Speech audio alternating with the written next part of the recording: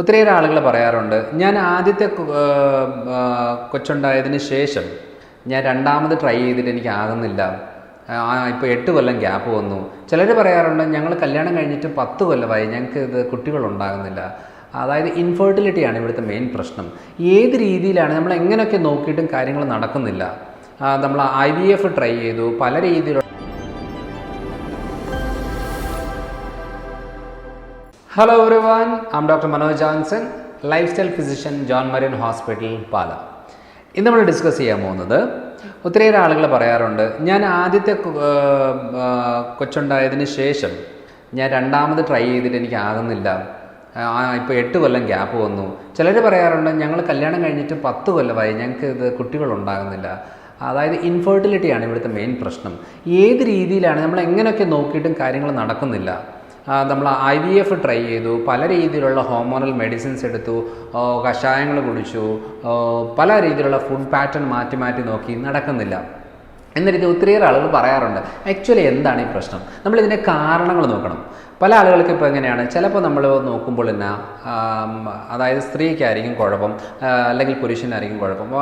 അതായത് ബീജ ഉൽപ്പാദനത്തിൻ്റെ, അതായത് സ്പം കൗണ്ട് കുറവായിരിക്കും, മോട്ടിലിറ്റി കുറവായിരിക്കും, ആ ഒരു രീതിയിൽ വരും. അല്ലെന്നുണ്ടെങ്കിൽ ലേഡീസിൻ്റെ രീതിയാണെന്നുണ്ടെങ്കിൽ PCOD കണ്ടീഷൻ ഉണ്ടോ എന്നുള്ളത് നോക്കണം, ട്യൂബിൽ എന്തെങ്കിലും ബ്ലോക്ക് ഉണ്ടോ എന്ന രീതിയിലുള്ള നോക്കണം, പീരിയഡ്സ് റെഗുലർ ആണോ എന്നുള്ളത് നമ്മൾ കൺഫേം ചെയ്യണം. അതായത് ഹോർമോൺ ടെസ്റ്റ് ചെയ്തിട്ട് എത്ര അളവിൽ ഹോർമോൺ പ്രൊഡക്ഷൻ നടക്കുന്നുണ്ടെന്ന് നോക്കണം. അപ്പോൾ ഈ കാരണങ്ങളെല്ലാം, ഇതൊക്കെ കാരണങ്ങളാണ്. പിന്നെ ഇത് മാത്രമല്ല, ഇൻസുലിൻ, അതായത് നമ്മളൊരു ഹോർമോണൽ ചേഞ്ചസിൽ നമ്മൾ പലതും ടെസ്റ്റ് ചെയ്ത് നോക്കും. അതായത് നമ്മൾ FSH നോക്കും, LH നോക്കും, പ്രൊലാക്റ്റിൻ നോക്കും, അങ്ങനെ പല ടെസ്റ്റുകൾ ചെയ്യും. പക്ഷേ ഇൻസുലിൻ നോക്കുന്നത് കുറവാണ്. കാരണം ഇൻസുലിൻ്റെ ലെവൽ കൂടുന്നതനുസരിച്ച് പ്രശ്നങ്ങൾ 4 ഇരട്ടി കൂടുകയാണ് ശരീരത്തിൽ. പക്ഷേ അത് തിരിച്ചറിയുന്നില്ല. അപ്പോൾ എന്തുകൊണ്ടാണ് നമ്മൾ നോക്കുന്നത് വെച്ചാൽ, ഏതൊരു ഇപ്പോൾ ഡയബറ്റീസ് കണ്ടീഷനിൽ നമ്മൾ ഫാസ്റ്റിംഗ് ബ്ലഡ് ഷുഗർ നോക്കും, PPBS നോക്കും, RBS നോക്കും, HbA1c നോക്കും, എല്ലാം നോക്കും. പക്ഷേ ഇൻസുലിൻ വളരെ കുറവാണ്. ഫാസ്റ്റിംഗ് ഇൻസുലിൻ നോക്കുന്നത് ആളുകൾ വളരെ കുറവാണ്. സോ നമ്മൾ എന്താ ചെയ്യേണ്ടതെന്ന് വെച്ചാൽ, നമ്മൾ ആദ്യം ചെക്ക് ചെയ്യേണ്ടത് ഇൻസുലിൻ്റെ ലെവൽ എത്ര ഉണ്ട് എന്നുള്ളതാണ്. ഇൻസുലിൻ്റെ പ്രൊഡക്ഷൻ കൂടി പോകുന്നതനുസരിച്ച് നമുക്ക് ഈ പ്രശ്നങ്ങളുണ്ടാകും. അതായത് ഇൻഫെർട്ടിലിറ്റി എന്ന് പറയുന്നൊരു കണ്ടീഷന് പല ഘടകങ്ങളുണ്ട്. അത് തന്നെ ഇൻസുലിൻ പ്രൊഡക്ഷൻ കൂടുന്നതനുസരിച്ച് PCODയുടെ പ്രശ്നങ്ങൾ തുടങ്ങും, ഓവുലേഷൻ്റെ പ്രശ്നങ്ങൾ തുടങ്ങും, അതേപോലെ തന്നെ ഇറഗുലർ പീരീഡ്സ് തുടങ്ങും. ഇതെല്ലാം ഹോർമോണൽ ഇറിറ്റേഷൻസ് എല്ലാം ഉണ്ടാകുന്ന ഇൻസുലിൻ പ്രൊഡക്ഷൻ കൂടുമ്പോഴാണ്. അപ്പോൾ ഇതിനെ നമ്മളൊന്ന് ഓവർകം ചെയ്യാൻ, ക്ലിയർ ആക്കാൻ എന്താണ് ചെയ്യേണ്ടത്?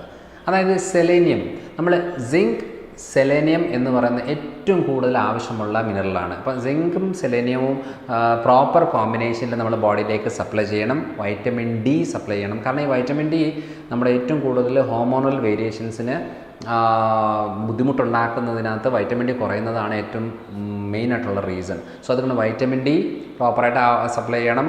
അതേപോലെ ഹെൽത്തി ഫാറ്റുകൾ ബോഡിയിലേക്ക് സപ്ലൈ ചെയ്യണം. ഹെൽത്തി ഫാറ്റ് എന്ന് പറയുന്നത് എന്താണ്?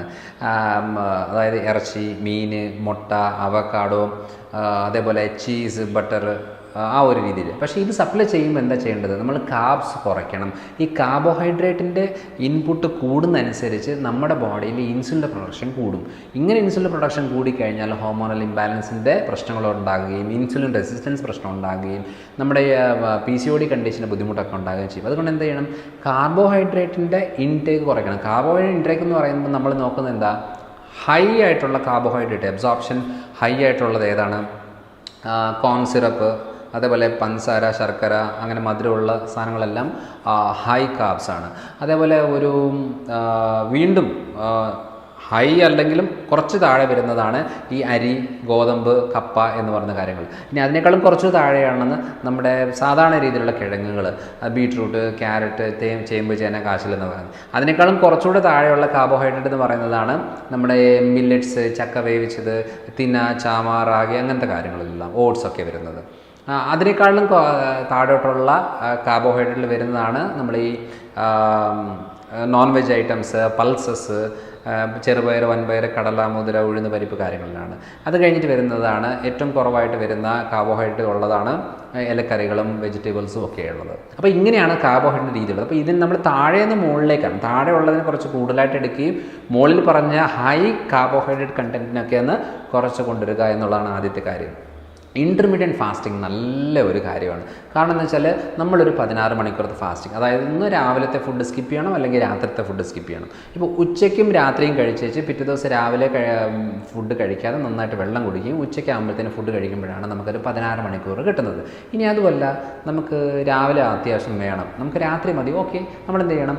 രാവിലെ ഫുഡ് കഴിക്കുക, ഉച്ചയ്ക്ക് ഫുഡ് കഴിക്കുക, 4 മണിക്കില്ല, നെക്സ്റ്റ് ഡേ മോർണിംഗ് ഫുഡ് കഴിക്കുന്നതാണ് 16 hours ഫാസ്റ്റിംഗ്.